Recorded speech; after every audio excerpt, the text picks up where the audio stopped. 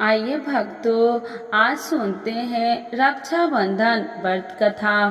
तो एक बार बोलिए प्रेम से विष्णु भगवान की जय, लक्ष्मी माता की जय, राधे कृष्ण भगवान की जय। कथा के अनुसार एक बार युधिष्ठिर ने भगवान श्री कृष्ण से पूछा, हे अच्युत, मुझे रक्षाबंधन की वह कथा सुनाइए जिससे मनुष्य की प्रेत बाधा तथा दुख दूर होता हो।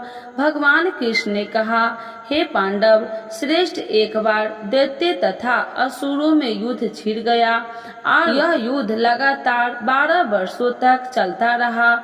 असुरों ने देवताओं को पराजित करके उनके प्रतिनिधि इंद्र को भी पराजित कर दिया। ऐसी दशा में देवताओं सहित इंद्र अमरावती चले गए। उधर विजेता दैत्यराज ने तीनों लोकों को अपने वश में कर लिया। उसने राजपद से घोषित कर दिया कि इंद्र देव सभा में न आए तथा देवता व मनुष्य यज्ञ कर्म न करे, सभी लोग मेरी पूजा करें। दैत्यराज की इस आज्ञा से यज्ञ वेद पठन पाठन तथा उत्सव आदि समाप्त हो गए। धर्म के नाश से देवताओं के बल घटने लगा। यह देख इंद्र अपने गुरु बृहस्पति देव के पास गए तथा उनके चरणों में गिरकर निवेदन करने लगे। गुरुवर, ऐसी दशा में परिस्थितियां कहती है कि मुझे यही प्राण देने होंगे, न तो मैं भाग ही सकता हूँ और न ही युद्ध भूमि में टिक सकता हूँ। कोई उपाय बतलाइए। बृहस्पति देव ने इंद्र की वेदना सुनकर उसे रक्षा विधान करने को कहा। सावन पूर्णिमा को प्रातः काल निम्न मंत्र से रक्षा विधान संपन्न किया। इंद्राणी ने सार्वजनी पूर्णिमा के पावन अवसर पर बीजों से स्वास्तिक चिन्ह करवाकर रक्षा का तंतु लिया और इंद्र की दाहिनी कलाई में बांधकर युद्ध भूमि में लड़ने के लिए भेज दिया। रक्षा बंधन के प्रभाव से दैत्य भाग खड़े हुए और इंद्र की विजय हुई। राखी बांधने की प्रथा का सूत्रपात यहीं से शुरू होता है। कथा के अनुसार दूसरा कथा स्कंद पुराण, पद्म पुराण और श्री भागवत वामना व अवतार नामक कथा में रक्षा बंधन का प्रसंग मिलता है। दानवेद राजा बलि का अहंकार चूर करने के लिए भगवान विष्णु ने 52 अवतार लिया और ब्राह्मण के वेश में राजा बलि से भिक्षा मांगने पहुँचे गए। भगवान ने बलि से भिक्षा में 3 पग भूमि की मांग की। भगवान ने 3 पग में सारा आकाश, पाताल और धरती नाप लिया और राजा बलि को रसातल में भेज दिया। बलि ने अपनी भक्ति के बल पर भगवान से रात दिन अपने सामने रहने का वचन ले लिया। भगवान को वापस लाने के लिए नारद जी ने लक्ष्मी जी को एक उपाय बताया। लक्ष्मी जी ने राजा बलि को राखी बांध अपना भाई बनाया और पति को अपने साथ ले आई। उस दिन श्रावण मास की पूर्णिमा तिथि थी। तभी से रक्षा बंधन का पावन पर्व मनाया जाने लगा। तो एक बार बोलिए प्रेम से विष्णु भगवान की जय, लक्ष्मी माता की जय, राधे कृष्ण भगवान की जय। रक्षा बंधन श्री लक्ष्मी जी की आरती। ओम जय लक्ष्मी माता मैया, जय लक्ष्मी माता, तुमको निषिदिन सेवती हरि विष्णु विधाता। ओम जय लक्ष्मी माता, उमा रमा ब्रह्मानी, तुम ही जग माता, सूर्य चंद्रमा ध्यावती, नारद ऋषि गाता।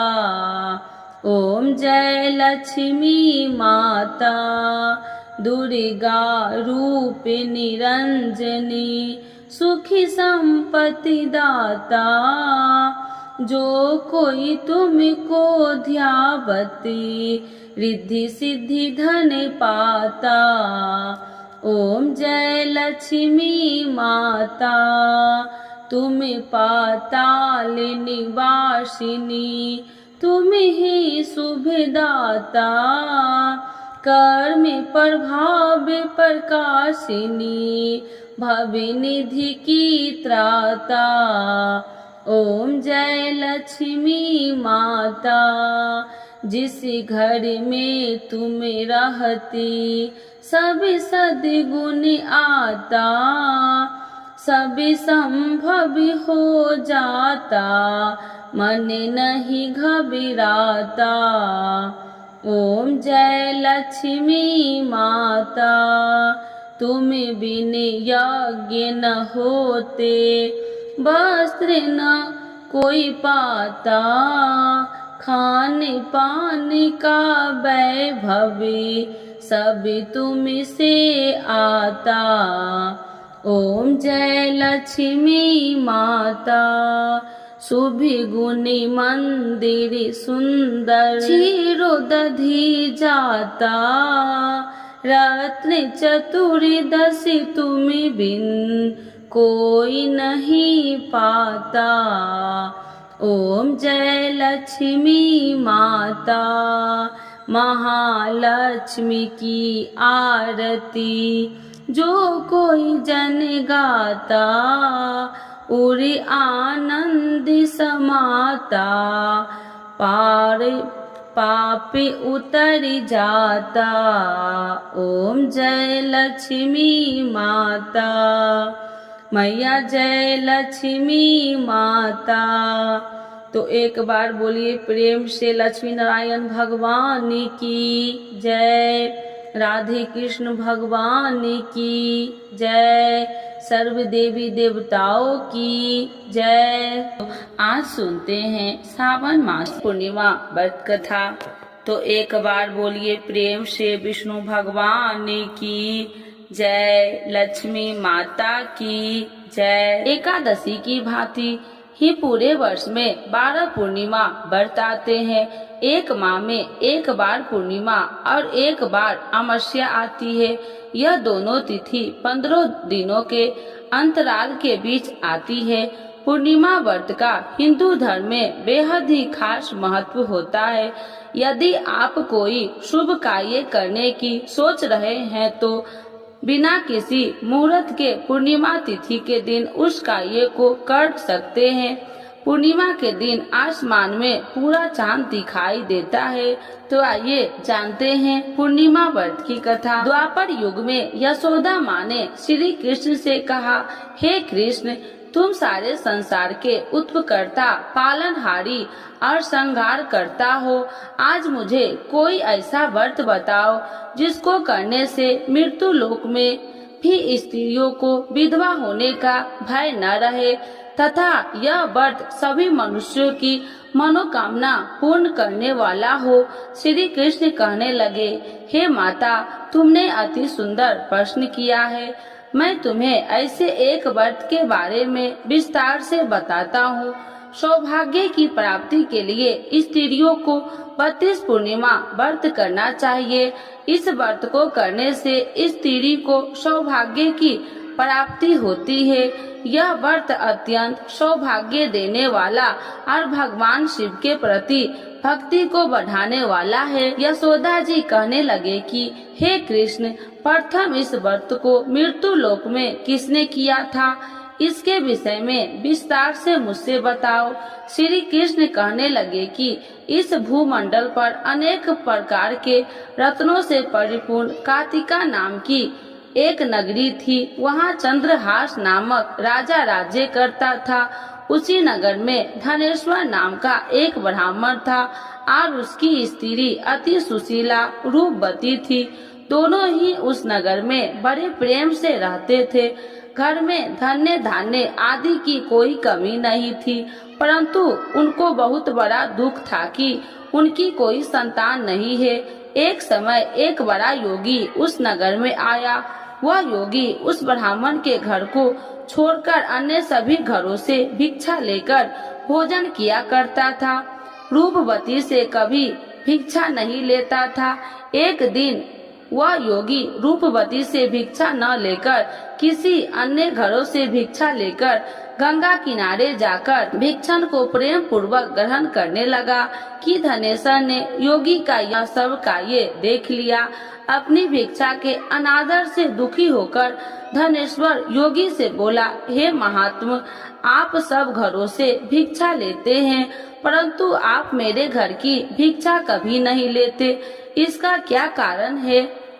योगी ने कहा, निसंतान के घरों की भिख पतितों के अत्र के तुल्य होता है, और जो पतितों का अत्र खाता है वह भी पतित हो जाता है। क्योंकि तुम निसंतान हो, इसीलिए पतित हो जाने का भय से मैं तुम्हारे घर की भिक्षा नहीं लेता। धनेश्वर योगी यह बात सुनकर बहुत दुखी हुआ और हाथ जोड़कर योगी के पैरों में गिर गया और कहने लगा, हे महाराज, यदि ऐसा है तो आप पुत्र प्राप्ति का उपाय बतलाइए। आप सर्वज्ञानी है, मुझ पर कृपा कीजिए। हे भगवान, मेरे घर में धन की कोई कमी नहीं है, परंतु मैं पुत्र न होने का कारण अत्यंत दुखी हो। आप मेरे इस दुख का हरण करें, सामर्थ्यवान है। यह सुनकर योगी कहने लगे, हे ब्राह्मण, तुम चंडी की आराधना करो। घर आकर उसने अपनी पत्नी से सब बात कह और स्वयं तप करने के लिए वन में चला गया।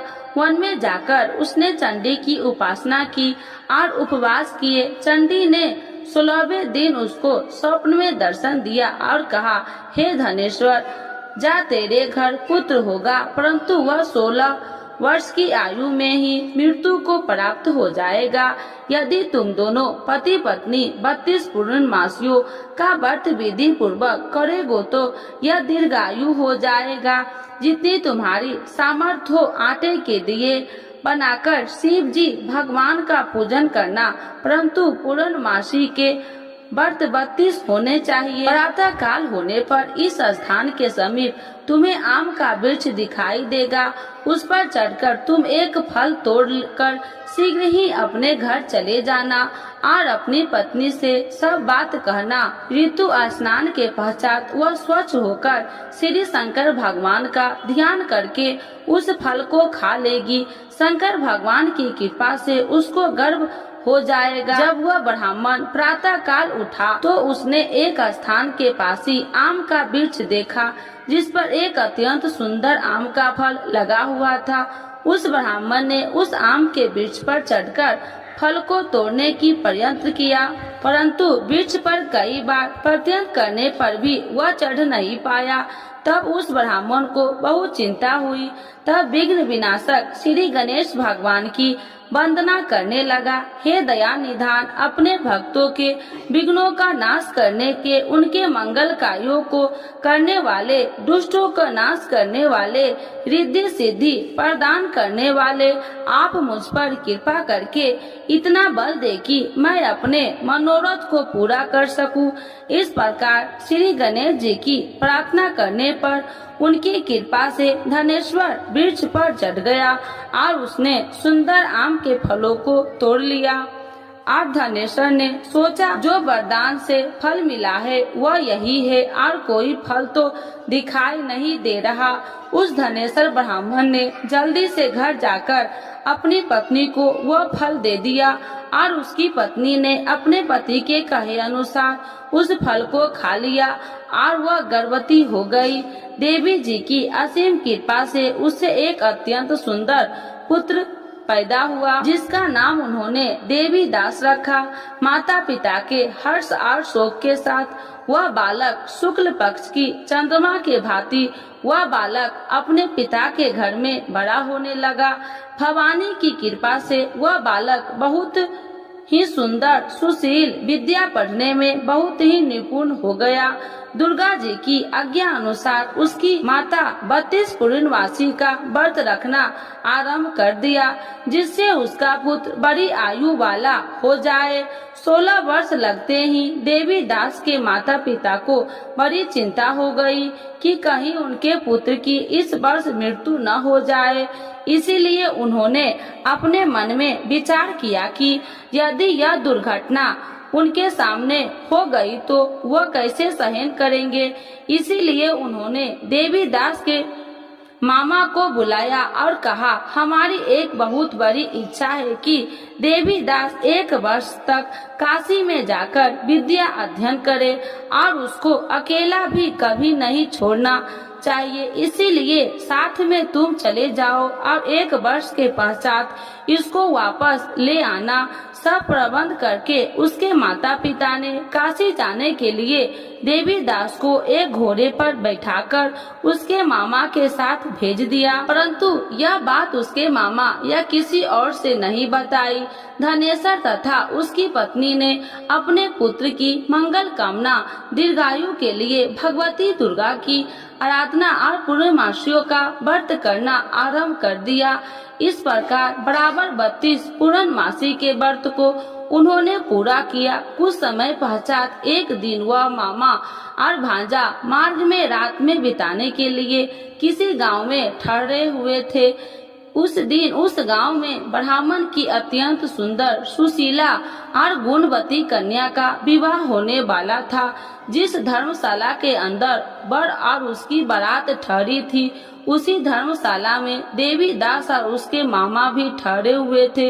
संयोगवश कन्या को तेल आदि चढ़ाकर मंडप आदि का कार्य किया गया, तो लगन के समय वर को धनुवात हो गया। इसीलिए वर के पिता ने अपने कुटुंबियों से विमर्श करके निश्चय किया कि यह देवीदास मेरे पुत्र जैसा ही सुंदर है, मैं इसके साथ ही लगन करवा दूं और बाद में विवाह के अन्य कार्य मेरे लड़के के साथ ही हो जाएगा। ऐसा सोचकर देवीदास के मामा से जाकर बोला कि तुम थोड़ी देर के लिए अपना भांजा हमें दे दो, जिससे विवाह के लगन का सब कार्य सुचारू रूप से हो सके। तब देवीदास का मामा कहने लगा, जो कुछ भी वधू पक्ष की कन्या दान के समय वर को मिले वह सब हमें दे दिया जाए, तो मेरा भांजा इस बारात में दूल्हा बन जाएगा। यह बात वर के पिता ने स्वीकार कर लेने पर उसने अपना भांजा वर बनने के लिए भेज दिया और उसके साथ सब विवाह कार्य विधि पूर्वक संपन्न हो गए। पत्नी के साथ वह भोजन करने लगा तो अपने मन में सोचने लगा कि न जाने यह किसकी स्त्री होगी। वह एकांत में यही सोच सोचकर अपने कर्म श्वास छोड़ने लगा और उसकी आंखों से आंसू भी आ गए। तब लड़की ने पूछा, क्या बात है, आप इतने उदासीन व दुखी क्यों हो रहे हैं? तब उसने सब बात जेवर के पिता और उसके मामा के हुई थी लड़की को बता दी। तब कन्या कहने लगा कि यह ब्राह्मण विवाह के विपरीत कैसे हो सकता है। देव ब्राह्मण और अग्नि के सामने मैंने आपको ही अपना पति माना है, इसीलिए आप ही मेरे पति हैं। मैं आपकी ही पत्नी रहूंगी, अन्य किसी की कदापि नहीं। देवीदास ने कहा, ऐसा मत करिए, क्योंकि मेरी आयु बहुत कम है। मेरे पश्चात आपकी क्या गति होगी, इन बातों को अच्छी तरह विचार कर लो। परंतु वह दृढ़ विचार वाली कन्या थी। वह बोली, जो आपकी गति होगी वह मेरी गति होगी। स्वामी, आप उठिए और भोजन कीजिए, आप निश्चय ही भूखे होंगे।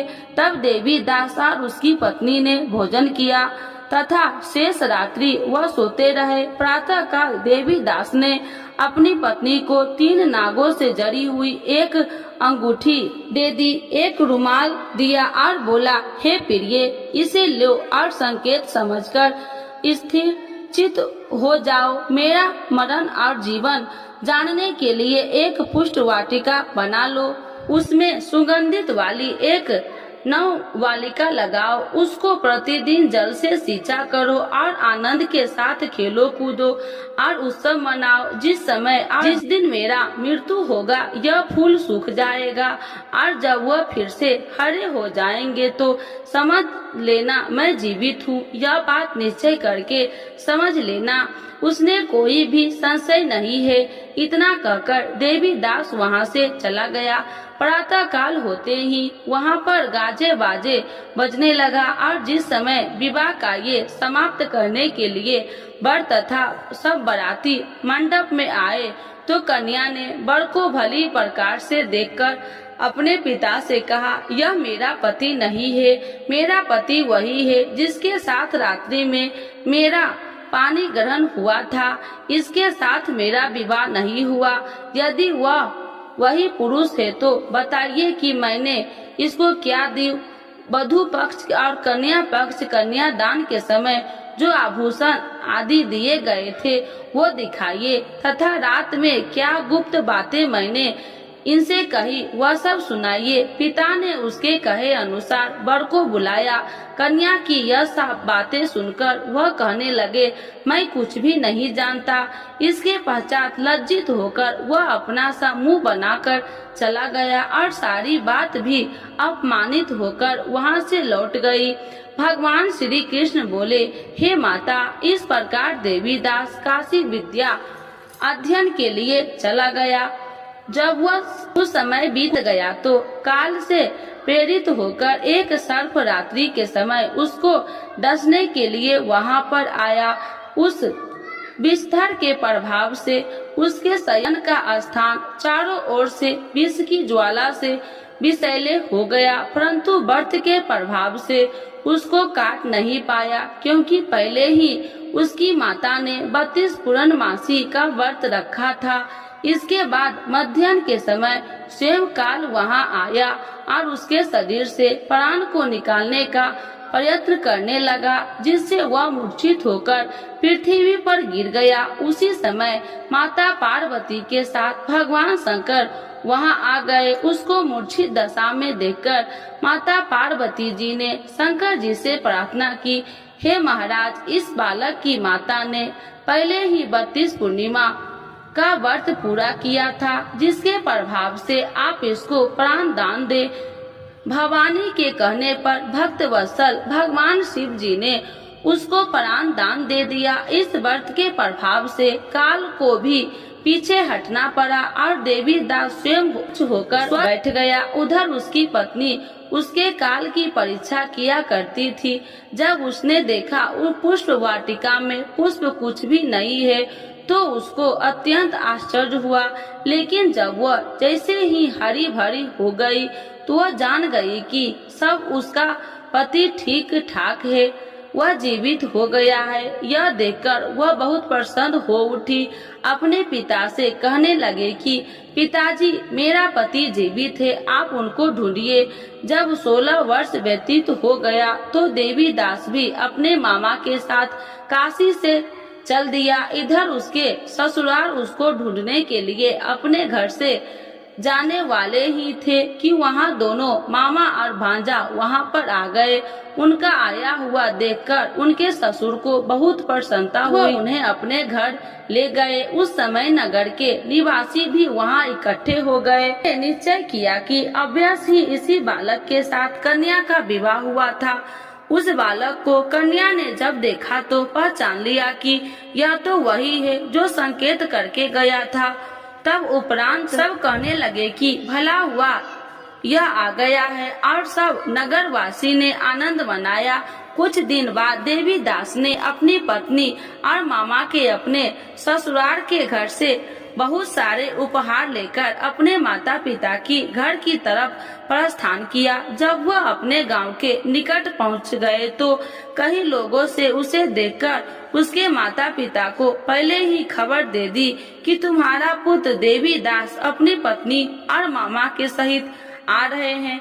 ऐसा समाचार सुनकर माता पिता को विश्वास नहीं हुआ, परंतु जब और लोगों ने भी आकर यही बात उनसे बताई तो उनको बड़ा आश्चर्य हुआ। लेकिन थोड़ी देर में देवी दास ने आकर अपने माता पिता के चरणों में अपना सर रखकर प्रणाम किया और उसकी अपनी पत्नी ने अपने सास ससुर के चरणों को स्पर्श किया तो माता पिता ने अपने पुत्र और पुत्र वधू को हृदय से लगा लिया और दोनों की आंखों में प्रेम अश्रु बह चले। अपने पुत्र और पुत्र वधू के आने की खुशी में धनेश्वर ने बड़ा ही भारी उत्सव किया और ब्राह्मणों को दान दक्षिणा देकर प्रसन्न किया। श्री कृष्ण भगवान कहने लगे कि इस प्रकार धनेश्वर 32 पूर्णमासी के व्रत के प्रभाव से पुत्रवान हो गया। जो भी स्त्री 32 पूर्णमासी के व्रत को करती है वे जन्म जन्मांतर के वैधव्य का दुख नहीं भोगती और सदैव सौभाग्यवती रहती है। तो एक बार बोलिए प्रेम से विष्णु भगवान की जय, लक्ष्मी माता की जय। पूर्णिमा व्रत के लाभ। किसी भी उपासक द्वारा पूर्णिमा व्रत करने से भगवान श्री विष्णु प्रसन्न होते हैं। पूर्णिमा व्रत करने वाले उपासक को जल्द ही संतान प्राप्ति होती है और संतान की दीर्घायु प्राप्त होता है। पूरी श्रद्धा से पूर्णिमा का व्रत करने से गृह कलेश दूर होते हैं। पूर्णिमा के व्रत करने से स्त्रियां सौभाग्यवती का वर प्राप्त होता है। इस व्रत को करने से मानसिक और शारीरिक कष्ट दूर होते हैं। पूर्णिमा का व्रत करने से मनुष्य की सभी प्रकार की मनोकामना पूरी होती है। जो भी उपासक पूर्णिमा का व्रत रखता है उस पर भगवान विष्णु और चंद्रमा की विशेष कृपा सदैव बनी रहती है। यह व्रत करने से आर्थिक परेशानी भी दूर होती है।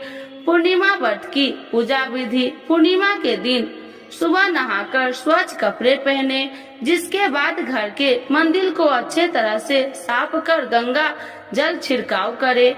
भगवान श्री विष्णु की मूर्ति पर हल्दी का तिलक लगाना चाहिए। भगवान श्री विष्णु के साथ माता लक्ष्मी का पूजन अवश्य तौर पर करना चाहिए। भगवान श्री विष्णु के समक्ष घी का दीपक जलाए, पुष्प चढ़ाए। रात को चंद्र उदय होने के बाद चंद्रमा को जल अर्पित करे। पूर्णिमा के व्रत किसकी पूजा करनी चाहिए? पूर्णिमा के व्रत में विष्णु भगवान की पूजा करनी चाहिए। पूर्णिमा के व्रत कितने करने चाहिए? पूर्णिमा के 32 व्रत करने का संकल्प लेना चाहिए।